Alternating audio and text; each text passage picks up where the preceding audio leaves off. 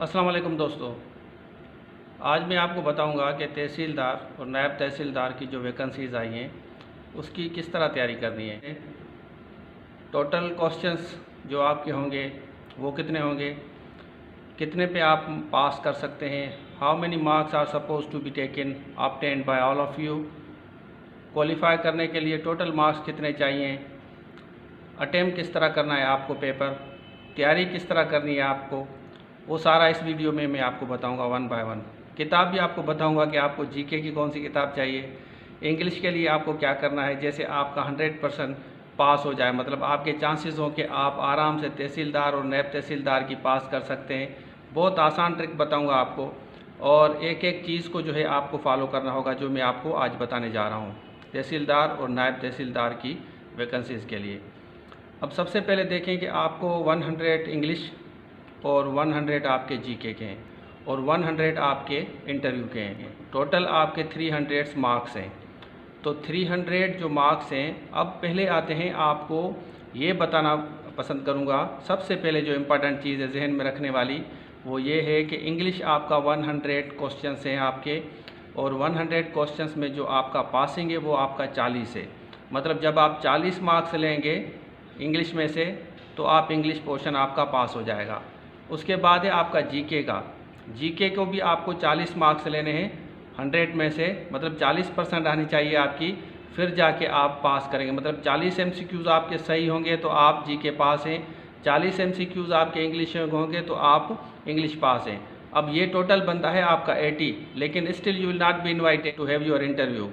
आपको उसके बावजूद भी इंटरव्यू को नहीं बुलाया जाएगा, सिर्फ आप 40-40 लेते हैं, क्योंकि आपका जो कट ऑफ जो आपकी जो मेरिट बनेगी वो मेरिट बनेगी 100 पे। मतलब उसके बावजूद भी एग्रीगेट आपका 100 होना चाहिए। बात को थोड़ा सा समझें।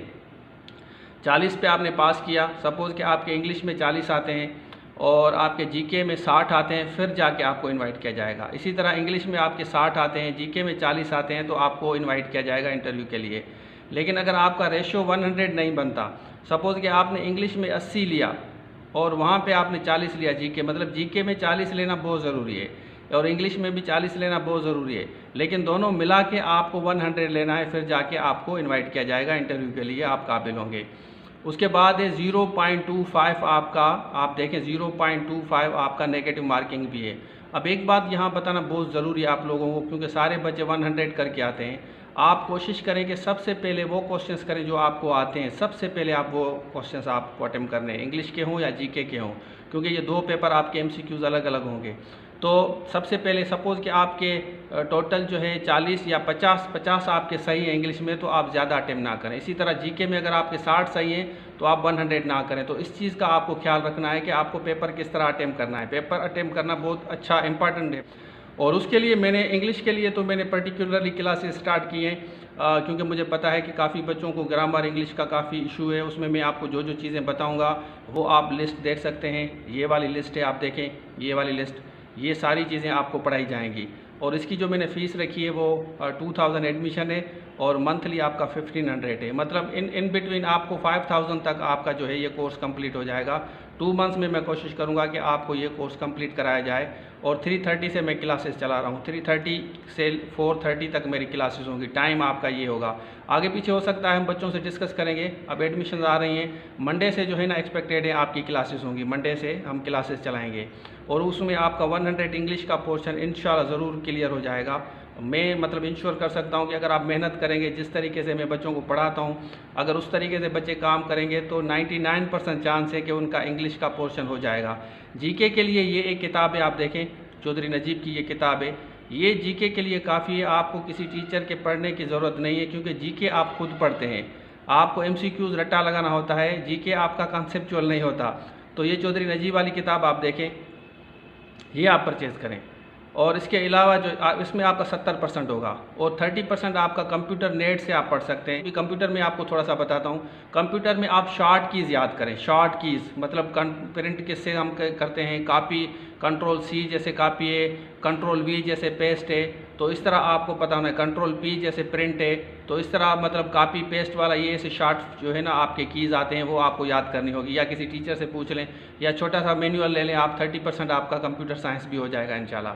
तो इसमें आपको एक बात का दूसरी एक इम्पॉर्टेंट जो बात है वो ये है कि आपकी जो तैयारी है उसके साथ आप रजिस्टर मेंटेन करें। सपोज़ कि मेरे पास जो बच्चे इंग्लिश की क्लासेस लेंगे उनको रजिस्टर मेंटेन करना होगा कि कौन सा स्ट्रक्चर हमने पढ़ा है। सपोज़ हमने यूज़ टू पढ़ा है, हमने कंडीशनल पढ़ा है, हमने सब्जेक्ट वर्ब एग्रीमेंट पढ़ा है, हमने कॉजेटिव सेंटेंसेस पढ़े हैं और हमने रूल्स ऑफ द ग्रामर पढ़े हैं कि ग्रामर के रूल्स क्या हैं। रीडिंग कंप्रीहेंशन भी आपको पढ़ाई जाएगी क्योंकि रीडिंग कंप्रीहेंशन भी एक्सपेक्टेड है, वहाँ से भी आपके क्वेश्चंस आएंगे। तो 100 जो आपका पोर्शन होगा इंग्लिश का, अगर आप मेरी क्लासेस ले रहे हैं, ऑनलाइन क्लासेस ले रहे हैं, जूम पे मेरी क्लासेस होंगी, तो आपका आई एम श्योर कि आप आराम से, क्योंकि आराम से पास कर सकते हैं। फेडरल पब्लिक सर्विस कमीशन में जितने बच्चे मेरे बैठे हैं वो कह रहे हैं कि 20 में के सर रशीद से 18% जो हमने सर से सीखा है वो हमारे सही हो रहे हैं इंग्लिश के। तो अल्हम्दुलिल्लाह मेरे जो स्टूडेंट्स हैं जितने मेरे पास पढ़ते हैं उनका अच्छा रिजल्ट आता है। तो मैं आपको जो बताना चाह रहा हूँ आज वाली वीडियो में वो ये है कि आप सबसे पहले वो क्वेश्चंस करेंगे जो आपको आते हैं, ठीक है। वो एक आप मतलब आप इस तरह नहीं करेंगे पेपर अटेम्प्ट करने में कि आप 100 MCQs पढ़ जाएं उसके बाद अटेम्प्ट करें, ये कभी भी मत करना। आप ये गलती आपको कभी भी नहीं करनी। आप सबसे पहले देखें जो आपको आ रहे हैं वो सारे के सारे कर लें, इंग्लिश पे के हो या जीके के हो। उसके बाद जो सेकंड पे आपको लगता है कि यार ये गेस इसका सही है, ए या बी या सी कोई भी उसका गेस आपको लगता है कि ये सही है, फिर आप उस गेस को मारें। और इसमें एक चीज़ का और ख्याल रखना है कि सपोज़ कि आपको जीके में टोटल आ भी 15 क्वेश्चंस रहे हैं या 20 आ रहे हैं, बाकी नहीं आ रहे, 80 नहीं आ रहे, ऐसी कंडीशन हो उसमें एक ही फार्मूला है। अगर आपके 10 टोटल सही हैं, 15 आपको लगते हैं कि जीके में से मेरे आते ही मुझे आ ही 15 रहे हैं, तो आपको 100 करने हैं, क्योंकि आ तो नहीं रहे आपको, तो उस बच्चे के बाद जो है ना और कोई फार्मूला नहीं है, फिर आपको 100 ही करने होंगे। एक बात दूसरी है कि जीके 0.5 का मैं बता रहा हूँ, जब आपके 4 क्वेश्चंस गलत होंगे तो फिर जाके आपकी 1 मार्क काटी जाती हैं। तो 0.5 मतलब इतना नहीं है, लेकिन आपको रिस्क नहीं लेना। 0.5 जो है फिर भी आपको रिस्क नहीं लेना, क्योंकि अगर अब वहाँ से आपके क्वेश्चंस 50 आप डायरेक्ट सही हो रहे हैं तो आपको मतलब क्या ज़रूरत है गलत अटेम्प्ट करने की। तो इस हिसाब से आपको फोकस करना है कि 1 बाय 1 एक जो पॉइंट है उसको आपको फोकस करना है। पहले आपको मोस्ट इंपॉर्टेंट जो आपको आ रहे हैं वो करने हैं, उसके बाद जो लीस्ट इंपॉर्टेंट है जो आपको लगता है कि ये इसका गेस सही है फिर वो अटेम्प्ट करना है, और उसके बाद फिर लीस्ट इंपॉर्टेंट। ये उस सूरत में है जब आपको क्वेश्चंस आ नहीं रहे। अगर आपको आ रहे हैं, अगर आपके 60 जीके सही हैं, 50 आपके अंग्रेज़ी के सही हैं, तो आपको ज़्यादा जो है ना प्रॉब्लम करने की ज़रूरत नहीं है। तो आप अपने लिए प्रॉब्लम क्रिएट ना करें। अगर आपके 70 वहाँ सही है, 50 यहाँ से सही है, फिर भी आपका सही है, क्योंकि इंग्लिश में तो आपको 40 लेने हैं, आपका पास हो जाएगा। जीके में आपको फिर 60 लेने हैं। अगर जीके में आपके 40 आते हैं फिर इंग्लिश में आपको 60 लेने हैं। तो ये तरीका है इसका पास करने का। तो इस तरीके से अगर आप काम करेंगे, रजिस्टर मेंटेन करें। जब मेरी क्लासेस होंगी मैं तो प्रैक्टिकली काम भी करवाता हूं, बच्चों को असाइनमेंट देता हूं। पास होगी मेरी जो क्लासेस का टाइम है मैंने बताया 3:30 है और मंडे से हमारी क्लासेस शुरू होगी।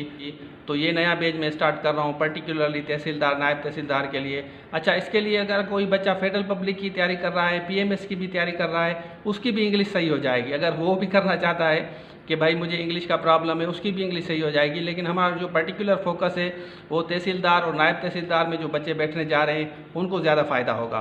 तो अगर आपको ये क्लास लेनी है, आप समझते हैं कि ये हमारे लिए बहुत इंपॉर्टेंट है और आप रिस्क ना लें। आप देखिए 4-5 हज़ार के लिए आप रिस्क ना लें। मैं तो आपको सजेस्ट करूंगा कि आप ज़रूर, अगर मेरे पास भी नहीं पढ़ते, किसी और टीचर आपको लगता है कि ये टीचर अच्छा है, आप उसके पास चले जाएं। लेकिन अंग्रेज़ी आपको पढ़नी पड़ेगी, स्ट्रक्चर आपको पढ़ना पड़ेगा, मेहनत करनी पड़ेगी। एक्सपेक्टेड है कि 2 मंथ के अंदर 3 मंथ्स के अंदर एक्सपेक्टेड है कि आपके पेपर्स शुरू हो जाएँ। तो इसलिए रिस्क मत लें। मैं आपको सजेस्ट करूँगा कि आप ज़रूर क्लासेस लें। मेरे पास नहीं भी लें तो इट्स ओके, लेकिन आप किसी टीचर के पास ज़रूर क्लास लें और अंग्रेज़ी सीखें। अगर आपको देखें किसी बच्चे को डाउट है कि आप किस तरह पढ़ाएंगे, तो आप मेरी वीडियो देख सकते हैं। मैं बड़े अच्छे तरीके से, आप देखें मैंने वीडियो जो बनाई है तो शॉर्ट बनाता हूँ, लेकिन क्लास 1 घंटे की आपकी होगी, उसमें आपको काफ़ी फ़ायदा होगा। तो ये था आज के लिए उन बच्चों के लिए जो पूछ रहे थे कि सर हमें तैयारी करनी है, हमें गाइड किया जाए। तो ये वीडियो अगर आपको पसंद आई है तो इस वीडियो को लाइक करें, शेयर करें, सब्सक्राइब करें और कमेंट सेक्शन में एक कमेंट करके मुझे ज़रूर बताएं कि ये वीडियो आपको कैसी लगी। Thank you very much for watching. Stay tuned, अल्लाह हाफिज़। इसके बावजूद भी अगर आपका कोई सवाल है तो कमेंट सेक्शन में आप मुझसे सवाल कर सकते हैं, मैं आपको जवाब दूँगा। Thank you very much.